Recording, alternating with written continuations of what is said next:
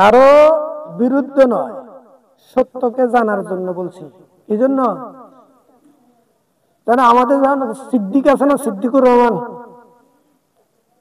সিদ্দিক মানে সত্যবাদী, সিদ্দিক মানে, কিন্তু এত আরাধি মিশা কথা, 2 নম্বরই মোনা সিটিংবাজি করে, তাহলে নামের সাথে কামের মিল আছে নাই? তো দিন ইসলাম, নজরুল ইসলাম, হাফিজুল ইসলাম, জহিরুল ইসলাম, শহীদুল ইসলাম, বহু লোকের নামের পর কি আছে? ইসলাম আছে। নাম হলো ইসলাম।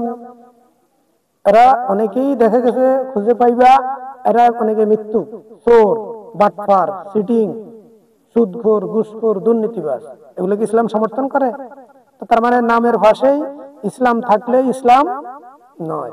নামের ইসলাম নাম লাগানো হলেই কি ইসলাম নয়? কি বলছি? দিন ইসলাম, নজরুল ইসলাম, শহীদুল ইসলাম, হাফিজুল ইসলাম, জহিরুল ইসলাম, নামের পরে ইসলাম লাগাই দিলেই তো কোনো ব্যক্তি বা গোষ্ঠী, আবার মনে রাখো, কোনো ব্যক্তি বা গোষ্ঠী, কোনো দল, কওমের পিছনেই ইসলাম লাগাইলেই, সামনে পিছনে ইসলাম লাগাইলেই সে ইসলামী দল হয়ে যায় না, ইসলামী ব্যক্তি হয়ে যায় না। শহীদুল ইসলাম, দিন ইসলাম চোর বাটপার হতে পারে, জহিরুল ইসলাম, হাফিজুল ইসলামও ডাকাত সন্ত্রাস হতে পারে, সুদখোর, ঘুষখোর হতে পারে।